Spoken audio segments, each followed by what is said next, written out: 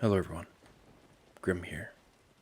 Welcome to tonight's tale of dread, with the intention to lullaby you to sleep.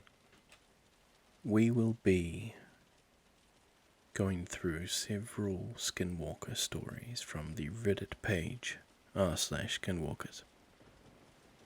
Some will be long, some will be short, but hopefully all will help you close your eyes and get that well-deserved rest.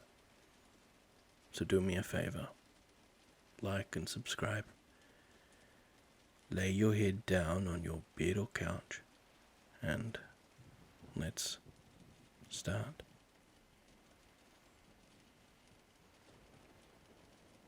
Hi all. Me and my girlfriend decided to head to Marshall Lake in Flagstaff, Arizona, to do some dispersed camping. It was beautiful during the day, but the moment the sun went down, we decided to put the fire out and head to the tent, since it was quite cold outside. The moment the sun went all the way down, we were lying in our tent and getting ready to get some sleep, even though it was still rather early. Keep in mind, we were in the middle of nowhere with no one near. We were probably about 1.5 miles from the closest tent, at least from what we saw. 30 minutes into laying down, and my girlfriend heard two very distinct footsteps right behind our tent. We didn't hear anything walking up, and it was so close we grabbed our beer spray and decided to poke my head out of the tent to see if there was anything nearby. There was absolutely nothing. We go back to our sleeping bags pretty spooked, and then 15 minutes later we hear it again, and we decided we didn't feel safe and left. We hiked out of the woods and got a motel. So my question to you is, are there skinwalkers out there? Because we saw no animal tracks behind our tent, and we know for certain that we heard footsteps around it. Edit, first update. This happened tonight, and it was full, a very bright moon. I don't know if that makes a difference. I don't know anything about skinwalkers, and I didn't even believe that they existed until now. Edit 2. Update. We heard someone unloading shots at something at 1.2 during the night. We believed it was from the campers that were about 1.5 miles away, at the head of the trail. I thought it was odd that someone shot one magazine and didn't shoot anymore. But as we hiked back about an hour, they also had packed up their camp and left. Final edit. Update. We safely got all of our gear and got out of there and went home safely. Just please everyone, be safe camping or hiking around Flagstaff.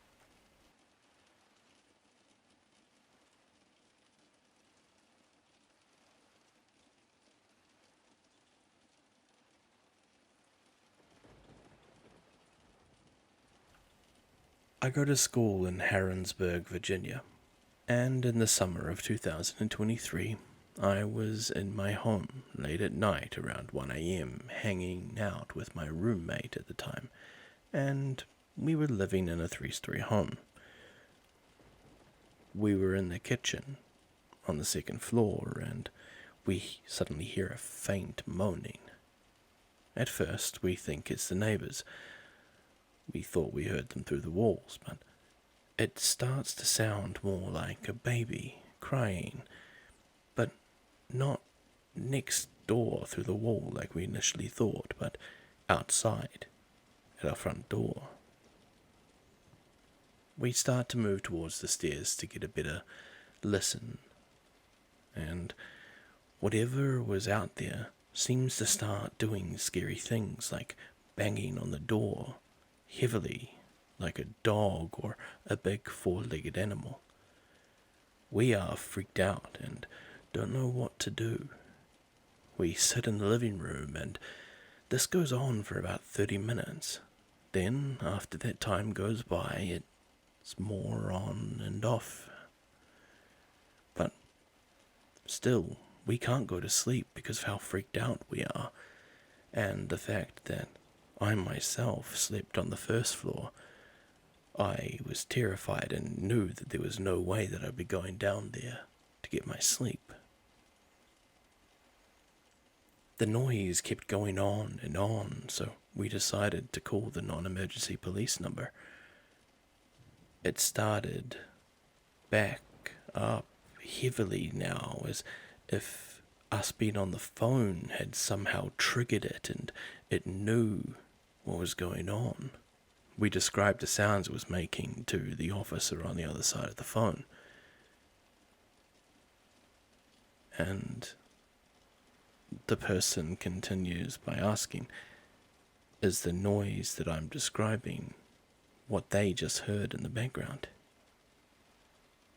With them saying that, we knew that we were not just hearing things, as they picked up what we were hearing too. They said that they would send someone, but no one came.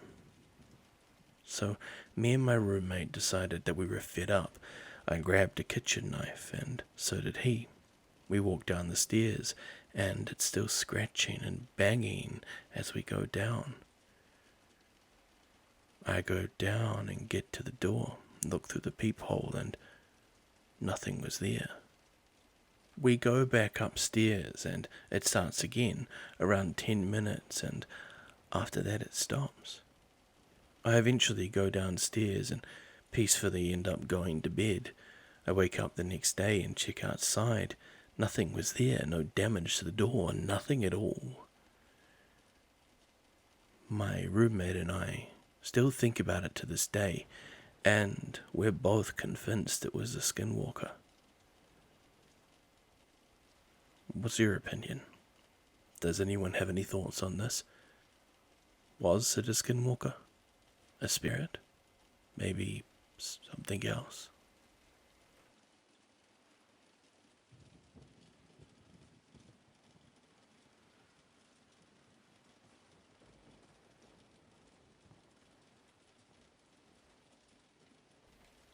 So, I want to start off by saying that I am a very skeptical guy. I became an atheist when I was 17, and when my belief in God dissipated. The belief in everything else supernatural went out of the window as well. I also want to say I've lived in Appalachia for all but 4 years of my life, and I'm almost 22. And I have never experienced any of the creepy things people say about the Appalachian Mountains, until the story I'm about to tell you. So, towards the end of last year, 2023, me and 2 of my friends had sort of a simultaneous quarter-life crisis, which eventually led us to getting rid of almost all of our belongings, quitting our jobs, leaving our apartments and living out of our cars and door dashing around the country. Well, on our first night on our big trip, we went to stay with a friend of one of my travel mates. She lived in Tennessee in the Appalachian Mountains, the Smoky Mountains specifically, which, for those of you who don't know, is like a subcategory of the Appalachians. She lived off a back road in the middle of the woods.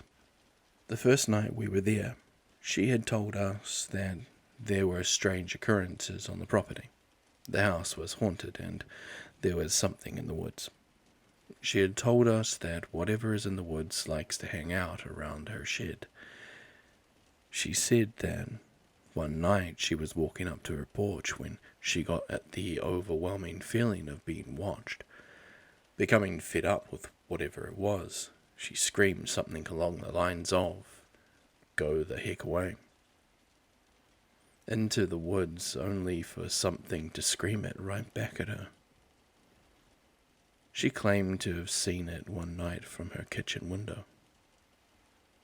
She said it was peeking around the shed, staring at her. It wasn't an animal, but it wasn't human either. Out of curiosity, I asked her to describe whatever creature she saw in more detail, but she refused. I, being the skeptic that I am, basically disregarded everything she said and, well, forgot about it. Now, because this was the first night of our trip, and it was so fun and new to us, we wanted to sleep in our cars, which were parked right at the front of her shed. The one I mentioned earlier. Yes, that shed. We hadn't yet made window covers, so we were sleeping in 3 SUVs with uncovered windows completely surrounding us. But I had no issue with that. I thought the worst that could happen would that we would wake up to a bear staring at us.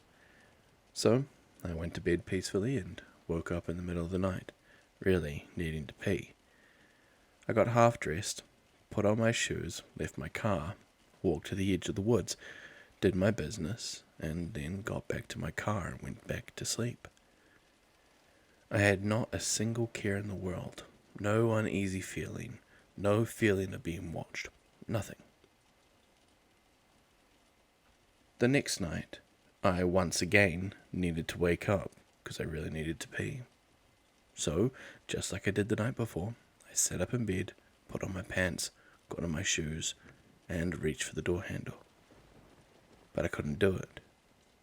It was like every hair on my body stood on end, and I got this overwhelming feeling of dread and foreboding. Now, I had a makeshift bed in the back of my SUV, on top of the back seats that I'd flipped down. So I'm sitting there in my bed, looking around through all of my uncovered windows. I can't see anything outside, except for some faint outlines of trees and the glint of my travel mates' cars. I neither saw nor heard anything that should be putting me on edge. I reached for the door handle again, but once again I got that terrible feeling. I continued to look around, tried to reach the door, and then withdrew my hand again. I finally gave up, said screw it, and just peed in an empty water bottle. The next morning, I got up and was talking to my travel mates, and one of them mentioned waking up in the middle of the night, out of nowhere, and experiencing an overwhelming feeling of being watched. She sat up in a makeshift bed, looked all around, only to see nothing. I can't lie, when she said that, I got a little bit of a knot in my stomach. I asked her what time it was that this happened, and she estimated it to be around the same time that I woke, approximately 3 a.m. I then told both of them about my experience, and we were all a little freaked out about it. When we were heading out to our cars the following night, we noticed that all of the homeowners' 5+ outdoor cats were sitting out on the front porch, which we hadn't seen the last 2 nights. Previously, they would all be scattered around the property, if they were even in sight. We thought it was weird, but we didn't think too much of it. We climbed into our cars, said our goodnights, and on our walkie-talkies turned. It was pretty warm and muggy in the night of October, so we were all good with our battery-powered fans running. One of my friends frustratedly reported that her walkie-talkie was dying. Then my other friend reported that her fan had died. And then eventually my walkie-talkie started dying. And it continued until the span of about 5 minutes. All of our electronic camping gear walkies, flashlights, and fans had all died. Finding this incredibly creepy, we decided that we should just sleep in the house to be, better safe than sorry. We were gathering up our things to move inside when I began to hear what sounded like something large walking through the leaves in the woods. I kept stopping what I was doing and looking towards my friends who were standing right by the woods. They seemed unbothered every time, so I would just continue what I was doing. That was when I heard a louder noise coming from the woods and finally deciding to walk over to my friends. Turns out one of them was standing watch while the other one was gathering the rest of her things. Me and my friend stood there watching my other friend's back, and it just kept sounding like whatever it was in the wood was just getting closer to us. Soon enough, my friend had gathered all of her things, and we calmly but quickly went into the house. From what I can remember, we slept in the house for the following nights. But the night after that, one of my friends borrowed some sage from the homeowner and then saged all along the wood line and around our vehicles before we got ready for bed. We slept perfectly fine for that night and every night after. No more weird feelings, noises, nothing of the sort. Of course, we were pretty much paternally on the edge from then on, but it was never quite the same feeling of dread and foreboding that I had felt before. To be honest, I don't know what to make of it all. I don't know if I saw anything. I'm pretty sure I didn't, but the feeling I got was unlike anything I had ever experienced. That was the first and only time in my life where I had gotten that feeling, especially just out of nowhere.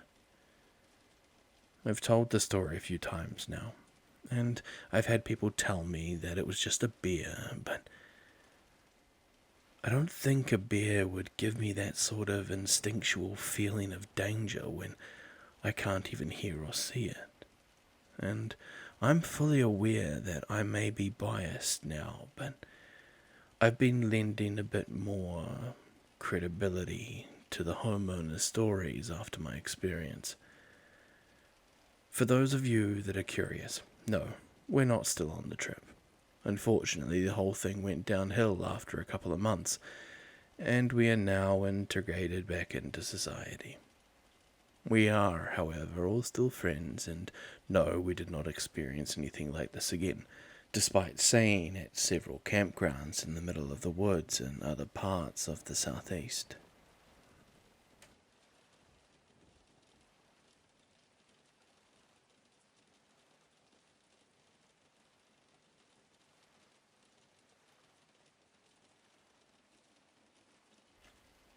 Hello everyone. Like a previous poster I've seen on here, I'm from the UK. And I know that this may be out of place here, but I feel like there are some similarities to my story that others may get a kick out of. Full disclosure, I am a psychologist and a researcher. I am firmly agnostic on the notion of anything possibly supernatural existing, but when pressed for what I believe, I am resolutely atheistic. Could something be out there? I don't know. Do I believe something is out there? Given the evidence presented, I think there isn't. However, being a good scientist means being honest about the experiences that don't fit within your rubric. I have psychological explanations for the following story, but they always feel incomplete. This story takes place in 1919 to 1991. I was lucky enough to have grown up at a time when people could think about buying a house in central London without having to be oligarchs or oil aristocracy. It was a two-floor Victorian flat with a large garden just around the corner of the Natural History Museum, which is truly amazing when I look back on it. I was about 6 years old, and my father was increasingly traveling for work at this point, but that was nothing out of the ordinary. It was the middle of the day. My grandmother, mother, and older sister were downstairs in the kitchen/dining room, which led to the garden. I don't know what spurred me on, but I went up the spiral staircase, running as part of some game where I was enthusiastic and going full pelt. I remember feeling happy and breathlessly excited, and the sudden, jarring emotional turn. I remember stopped dead in my tracks with a deep feeling of fear, like every fiber of my being was screaming there was danger and something was off. Even writing this now, I can evoke that feeling and my hair stands on end. I don't like recalling the memory, and telling the story is something I do very rarely. At the top of the stairs was a landing between the living room and my parents' room. My parents' room had a wall of mirrors that contained closets. Standing in front of the old small TV, adjusting his bow tie, was my dad. My dad, who absolutely couldn't be there. He turns to me and gestures me to come over with one hand while smiling at me. I was being called into the room with a familiar smile and a friendly gesture. At this point, my frozen apprehension broke, taken over by sheer terror, and I bolted down the stairs as fast as I could. I had always been hesitant about running those stairs as fast as I could climb them, as I had previously toppled down and knocked out the front of my teeth when I was a lot younger. No such hesitation now, though. I threw myself down and immediately sought out my very Irish grandmother, who wore those long flowing dresses and clung on to her dress for dear life. I could tell she was a bit surprised. At the time, I didn't know how to express what I was feeling or what had just happened, so I just clung on for a while. My grandmother could tell that something was wrong, but didn't press me for answers, which was an odd response given her character and how I was behaving. It would be a very long time before I could convey the story to anyone. At the time, I just felt I needed to be right on her to be safe. I don't recall if I ever told her, which I feel a little sad about upon reflection, as our relationship didn't end well and she passed away a few years ago. That image of the father thing calling me over still bothers me, which is frustrating as, on its surface, the only experience of seeing my father prepared to head out to work while I sat on the bed behind him is usually one of the only things that brings a happy sense of nostalgia. On a side note, I was raised Catholic, but we didn't really take it too seriously. We grew up with some stories about the fae folk and folklore of Ireland, but again, nothing ever that we gave tremendous amount of weight to. My grandmother deeply disliked religion and called herself an atheist, but was often referred to as a witch.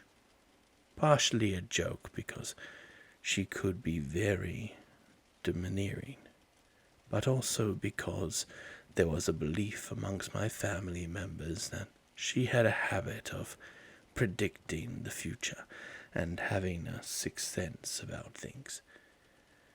I myself don't believe any of that, but thought a few of you may find some value in that detail.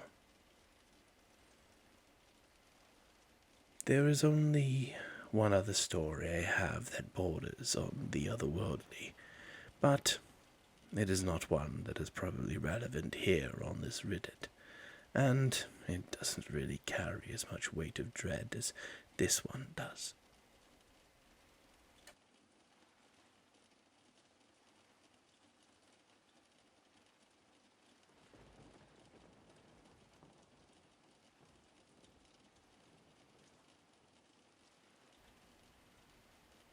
I'm not one to post these kinds of things.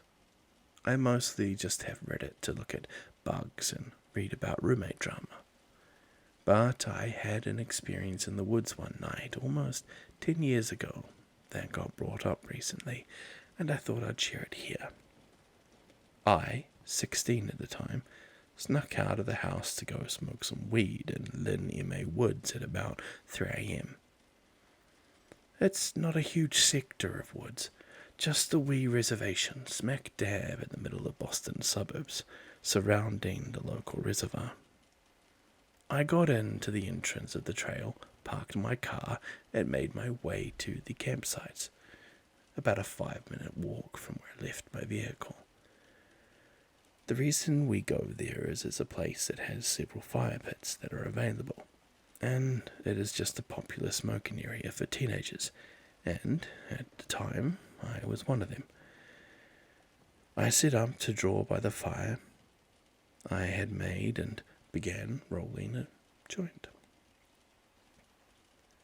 As I was rolling, I heard something on 4 legs come from behind me.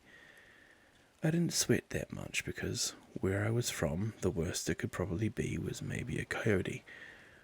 But then you could hear it transition into 2 legs, and then walking with a bipedal gait, which confused me. Then everything went silent. No crickets, no birds, nothing. The only thing I could hear at that point was the crackling of the fire and my own breathing. Then I became really concerned, like something bad was about to happen.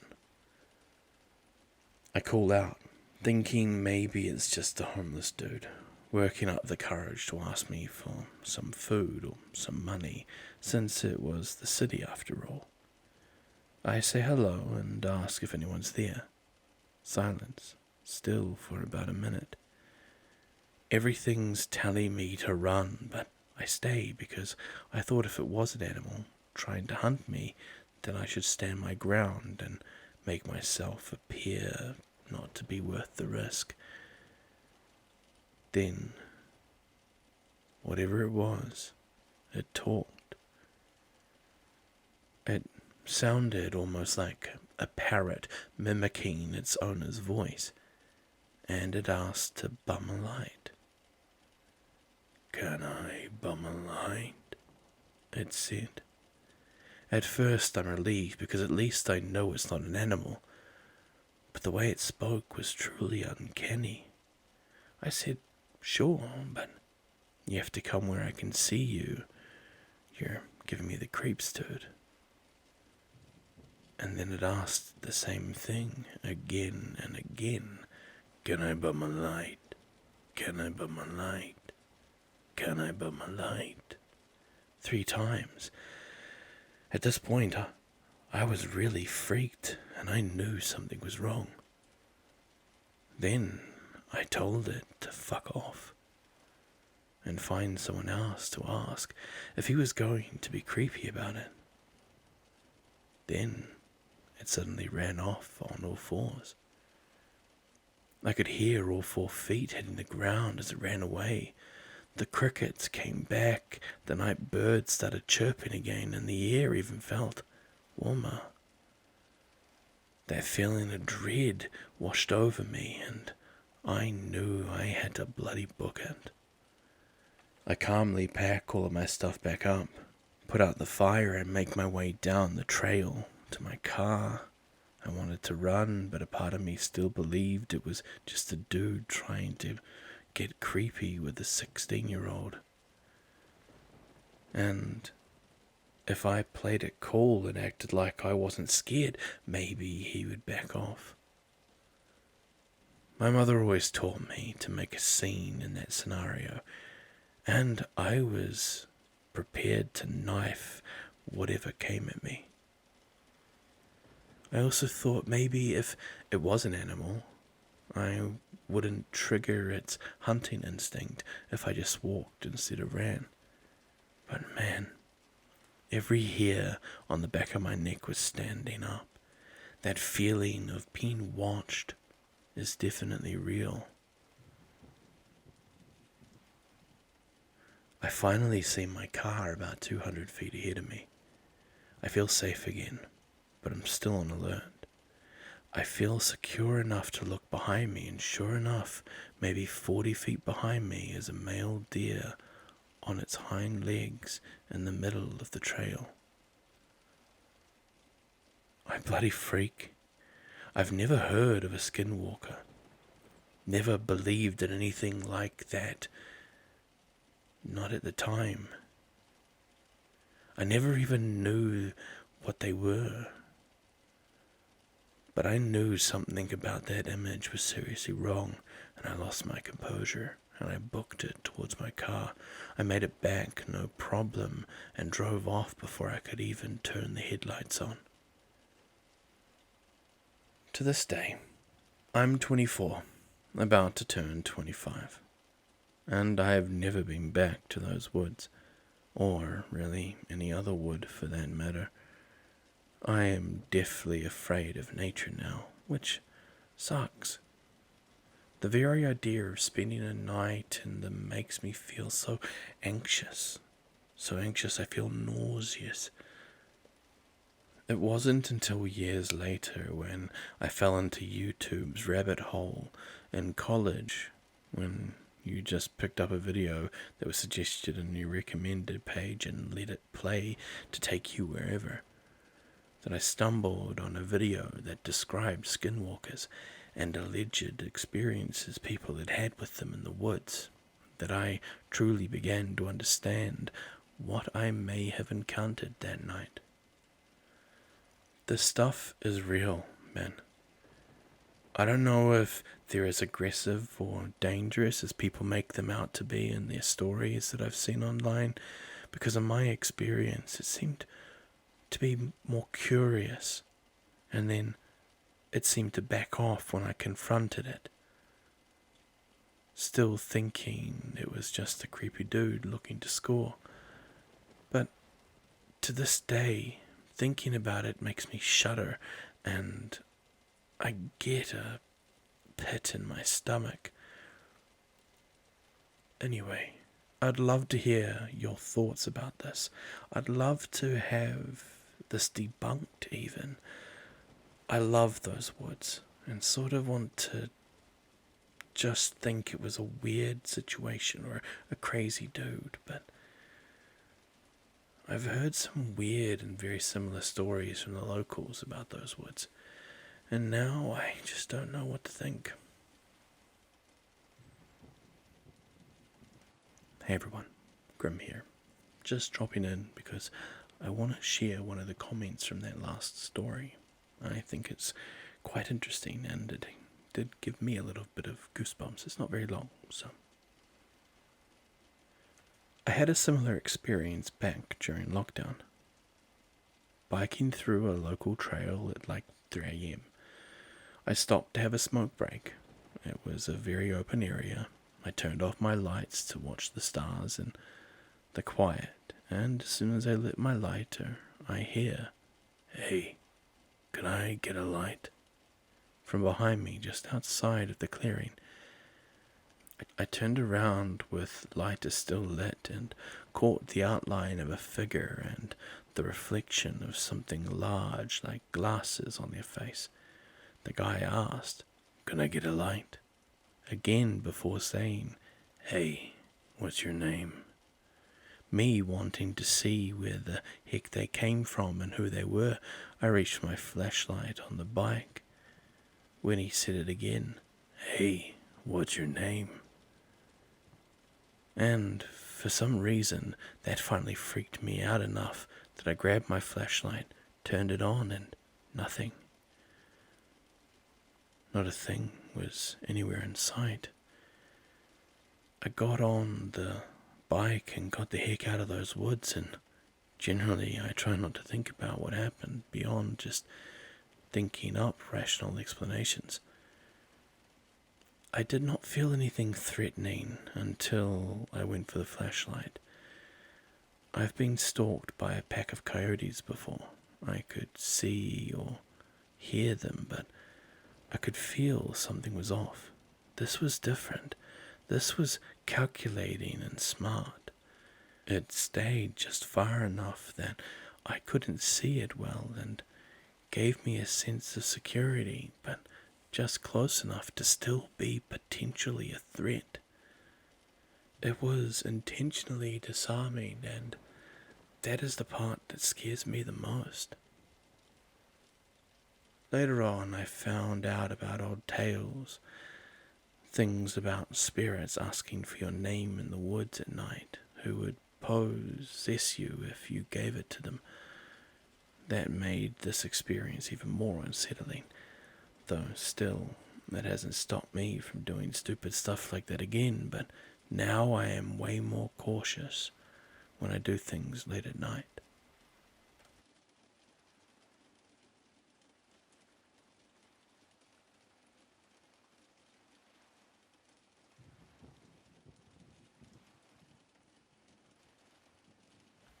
About 2 months ago, my husband, 34 male, and I, 29 female, were staying in a camper on a friend's property in northern Wisconsin. One night I wasn't feeling very well, so I went and lay down in the camper and promptly fell asleep.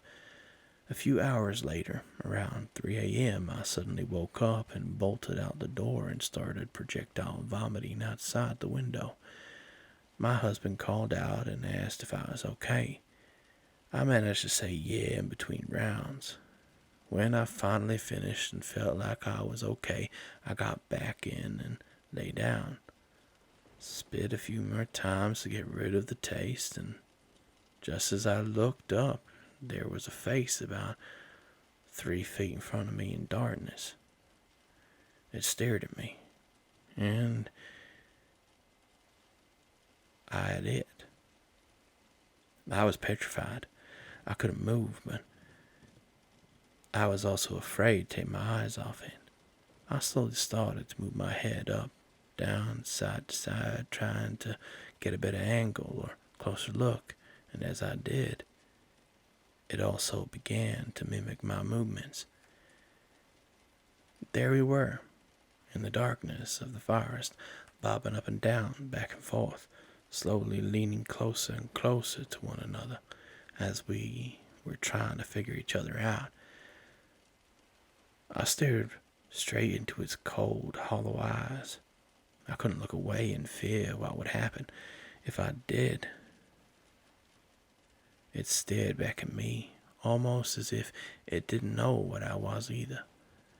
It was too dark to make out any features, but the face had the shape of a human face, but what I could see, the body from behind the truck looked hunched over and distorted.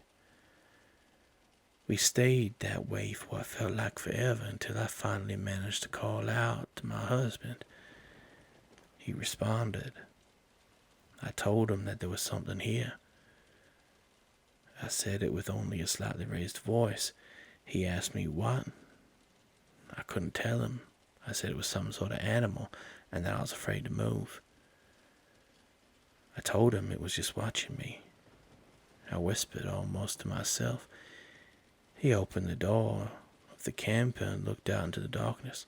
Where, he said, unable to see what I was seeing. I told him it was right in front of me. It was just watching. I told him, bewildered, that he couldn't see it.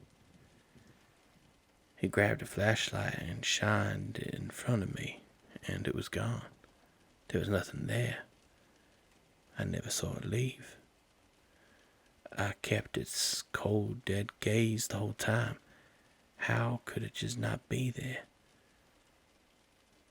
I'm still very confused about this interaction. I know it was there. I saw it. It wasn't a dream.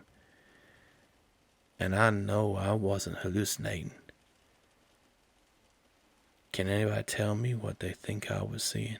What they think it was? Edit. Just to respond to a few comments. I don't drink, and I don't do drugs, so I was not inebriated. I do not remember all the details because I couldn't see very well, but here's what I got. I couldn't tell how tall it was because from what I could see it looked hunched over and disfigured. I don't think it had any fur. It was pale in color, but again it was dark, so I'm not sure what color it was. It had big black soulless eyes, like looking straight into a void. It had sharp, jagged teeth, and I don't remember a nose at all. I hope this description helps. Maybe it wasn't a skinwalker, because they don't leave Navajo land, but it was really scary. I should also mention that where I was in the woods of Wisconsin was not far from the Indian reservation. But again, it was not Navajo, so I'm not sure what it was.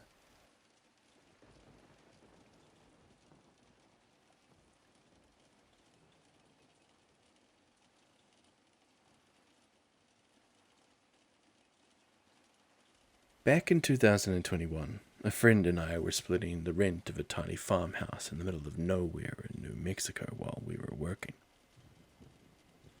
Anytime my friend was away from their room or out of the house, their door was open. And one night I fell asleep on the couch. I woke up hearing them call my name from outside, telling me that they needed help. They sounded absolutely terrified. I started to jump up and run to the back door, but something in my brain told me to look at their bedroom door. It was firmly closed. I noped right back into my bedroom. I am a grown-ass man, but I still climbed into my bed and covered my head with my blanket. The next morning she'd said she'd been in her room all night, and had never heard a thing. Now, I can't testify to the existence or non-existence of skinwalkers, but that night made me believe in them. In all fairness, and since then I have not gone outside late at night by myself again, at least while we were at that house.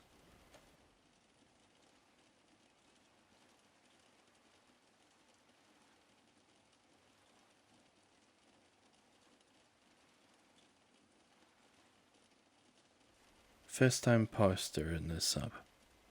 I've been holding on to this story for a number of years, since every so often there's a good time to tell it, and I felt that I should finally post it here to get people's thoughts on things.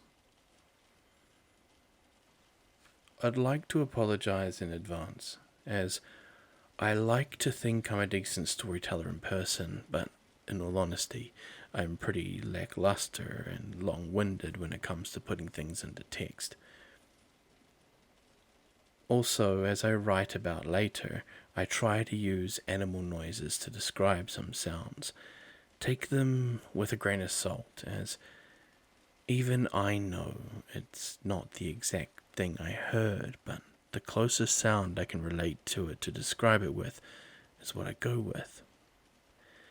One thing you will also notice is I go between I and we a couple of times as I describe it at my end, my friends and I all discuss things that happened to confirm that we all in fact heard the same thing and had experienced the same experience. To preface the story and where it takes place, I grew up in Huron region of Ontario. For those not familiar, it's about a 3-hour drive directly from West Toronto, where I now live, on the shore of Lake Huron. During my time at high school, there was one teacher who had talked about his experiences in a small forested place called Lob's Bush. Although I wasn't very familiar with it at the time, it was known by a fair number of locals as a very haunted place in the area where people had unexplainable but startlingly similar occurrences. This teacher was very outspoken about his experiences in that bush, but also his steadfast trust into being a non-believer in the paranormal, which in turn made him one of the most fascinating people to hear these stories from.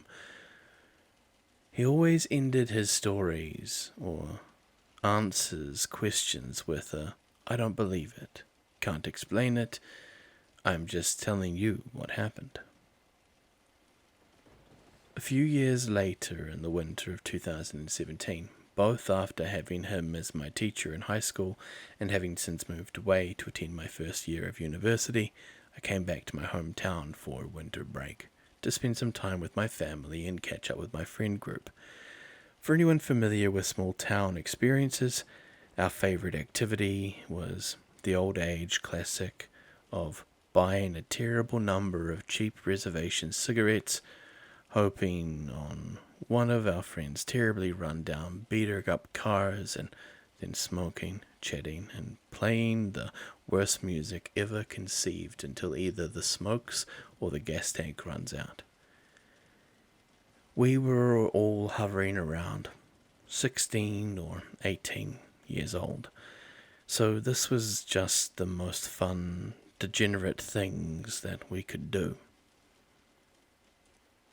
On top of finally having a break from my uni coursework, this was the first time seeing these friends in a couple of months, so we were all excited to be one big group again. I won't bore you with all the earlier antics of the evening, but where the story picks up is after driving around, catching up for a few hours, we pit stop at a random bush trail so some of us could smoke some weed. As we started walking down one of the trails, I remember feeling a very stark change in atmosphere around us. I didn't really want to express my feelings to ruin the mood, but I definitely felt the need to be on high alert. I've never really had a way to describe the physical feelings apart from my chest feeling heavy, but somehow it was very clear that something was watching us and did not want us there. Every few steps, I needed to look back to make sure something wasn't stalking us. All we had were our phone flashlights, which had very short distance and range. The way the trail sat in the bush, it was all new trees, so they curled over the path to almost form a tunnel. It looked as if we were walking into the maw of a massive creature, slowly making our way down its throat. We only made it about a few hundred meters before realizing that the calm night was turning into a winter storm.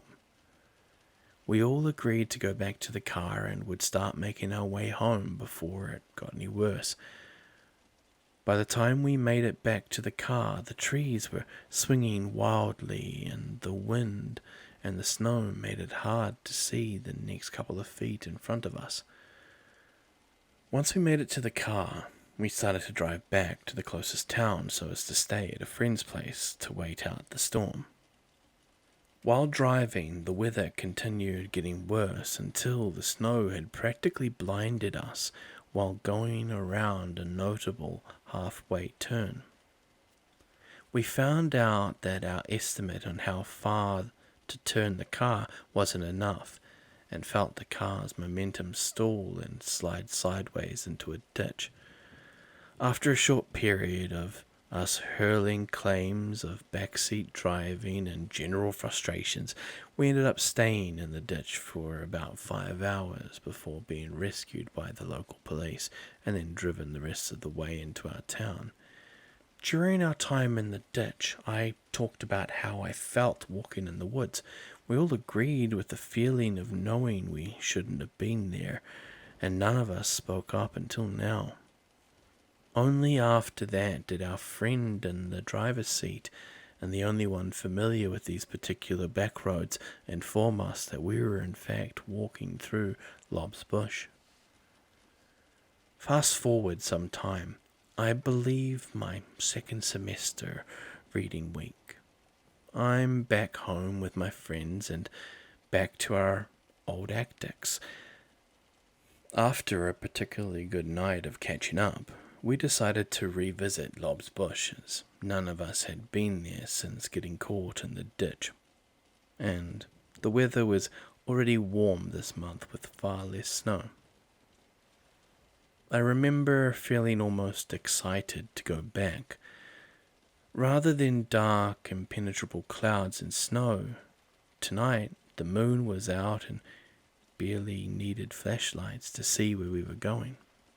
We parked the car in the same spot and grabbed all necessary smoking apparatus and pack of smokes for the driver and me to share, as, of course, neither time we were dumb enough to get our designated driver high. As we started walking into the trail, I started realizing landmarks that I had missed from my first time there. With the moonlight making everything more visible, I walked through the same threshold as before and was pleasantly surprised that I didn't feel like I was being watched or unwelcomed to walk through. After a point, I had almost forgotten that I was in the infamous woods and was enjoying a late-night walk through the forest, laughing with my friends. After walking further down the trail, we finally came to an opening. On the right side of the trail, the trees had parted out to showcase the edge of a field, nicely lit by the moonlight. On the left side, the bush clears out, so there's this lovely section of grass and light foliage parting to show a small stream cutting through. It looked like a naturally made auditorium, with the stream cutting through the main walkway, sparse trees, so plenty of seating for the audience, and the trees opening, leading down to the farmer's field as the stage. In all honesty, I had completely forgotten we were there to smoke and was just enamored with how pretty it was.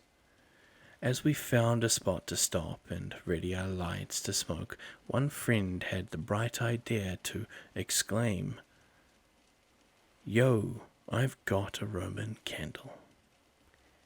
As we all turned to look, they had already gotten their lighter out and was proceeding to light the candle.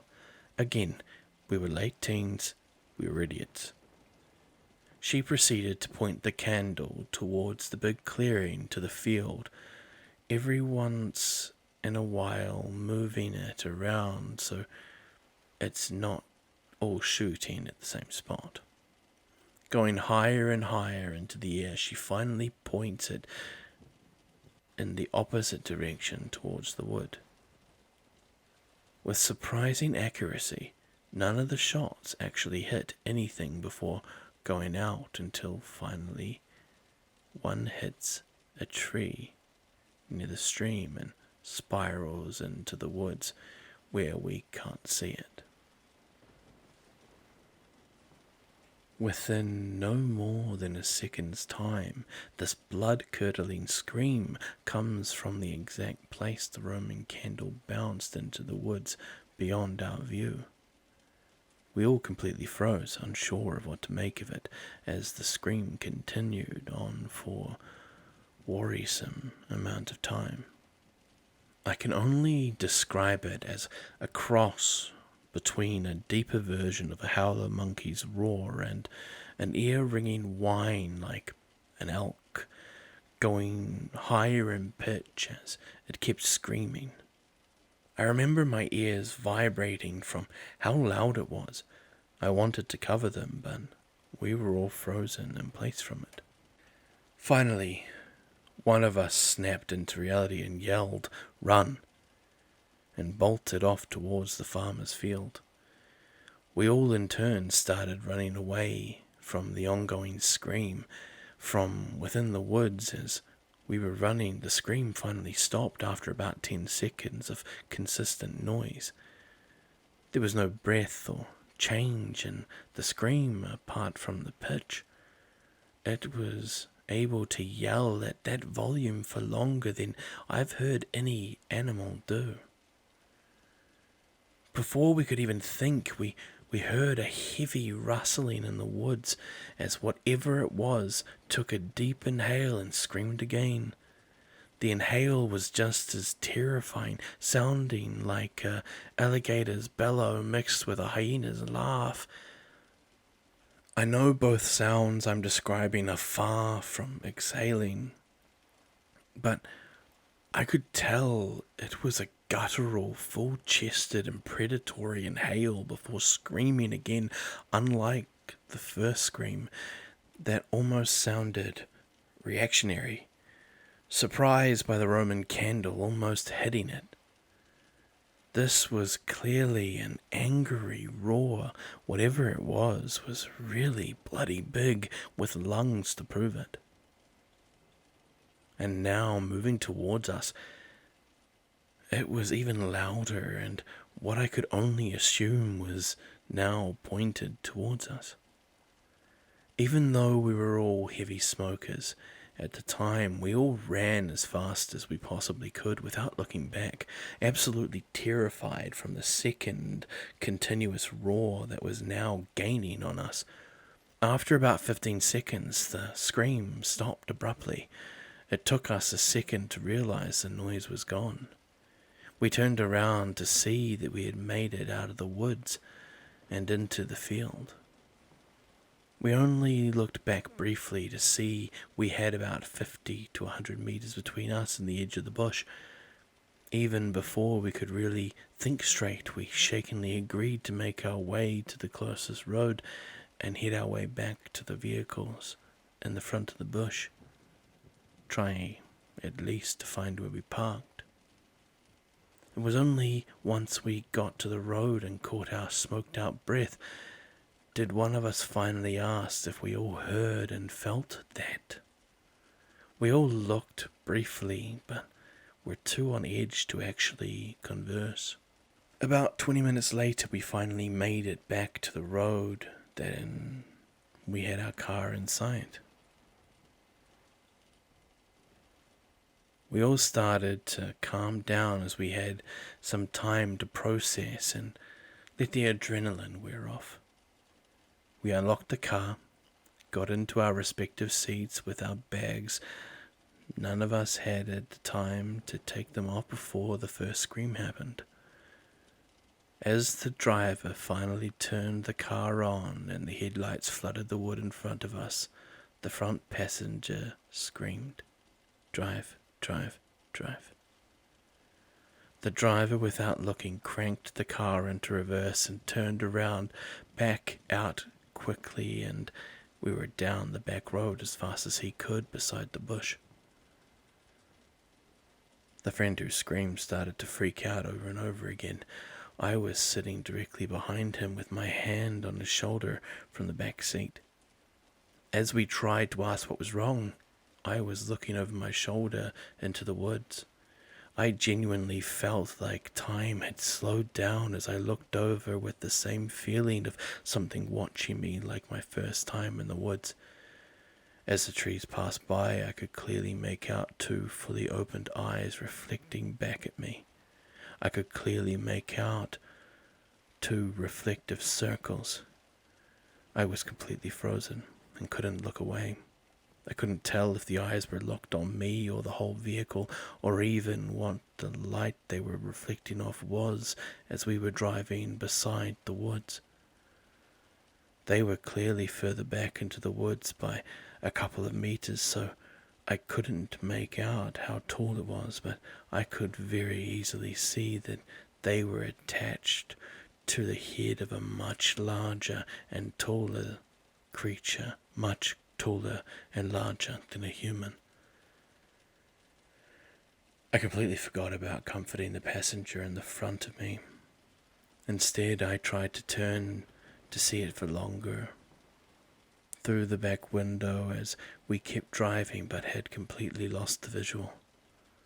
I couldn't even make a sound. My mind was racing. The longer I sat, the longer I wondered how the hell it was going and how it got to where I could see it after we had sped away from the parking spot. I don't know how much it saw from the car, but I know that it saw me. It saw all of us in those woods. I don't know how to describe it other than that I was fully prey, and whatever it was a predator. And that predator knows me now. After driving for a while on our way back to a friend's farm, we were able to speak about what had happened. We all heard the same noises, heard the rustling, heard the same far too long screams, and finally the other passenger and I both agreed on seeing the same wide eyes staring at us. Neither of us got a good look at what it was, but both agreed that it's staring at us, and it was too big to make out what it was. The passenger also made a comment that even though it was a couple of meters into the woods where he saw it, it had to be much bigger than a human. After a couple of hours more conversing about it, we all finally felt comfortable driving back to our respective homes. Every couple of months we would see each other and make certain to tell each other that we all saw the same thing, as we wanted to make sure none of us were truly losing it mentally. I sat the events of this story for about a year, not really sure who to tell or who would believe, any of us for that matter. Then once I finally felt comfortable talking and researching things similar to what I saw, I came to the personal conclusion that it might have been something along the lines of a skinwalker, and started looking further into the stories about it. As there was so much talk of people having similar encounters or strange happenings in Lob's Bush, I really wanted to entertain the research and all possibilities. On top of that, although raised somewhat Christian in school, it was never a dogma I really followed or was heavily into the idea of other powers, at least until this happened. For me, if this was real and it happened to me, I couldn't disprove anything, and it has vastly changed the way I look at any form of religion or spiritual belief. Though, through friends and the few events, I know a fair number of indigenous groups and older members that I felt believed enough of the old ways to tell the story to. All three elders essentially said the same thing along the very blunt line of, "Yep, sounds like a skinwalker." And a few shared similar encounters that other friends and family had had. Only within the last, 2 years, I talked to a few more people about it. And one friend finally recommended that I Google what a skinwalker sounded like. I finally looked into what I could online, and I heard something very similar to the sound that sent the same "it's watching" chills down my spine and felt that on top of everything else was enough confirmation for me. To this day, now, I have started my own spiritual path with respect to the lands, and especially now being on Turtle Island that I walk on. In addition to the classic, I don't whistle or say its name at night. I've made it very clear to my close friends who have all heard the story and respectfully know me as an outdoorsy camping friend that if I ever feel anything similar to being watched or that I shouldn't be in these woods, that I'm going to get the heck out of it. So, this is my story of what I believe was my encounter with a Skinwalker. I thought it would be a good place to share, primarily because, well, this is the Skinwalkers subreddit. If you have any questions, please let me know, and I'll answer them the best I can. I've also attached backup links to the additional interview, links to someone's project on Lob's Bush made about 10 years ago, and yeah, please let me know what you think. Well, everyone, I hope that this has helped you drift closer to that moment of sleep, the detoxification, if you will, of your day's sorrows drifted away. My name is Grim, and I'm, well, signing off.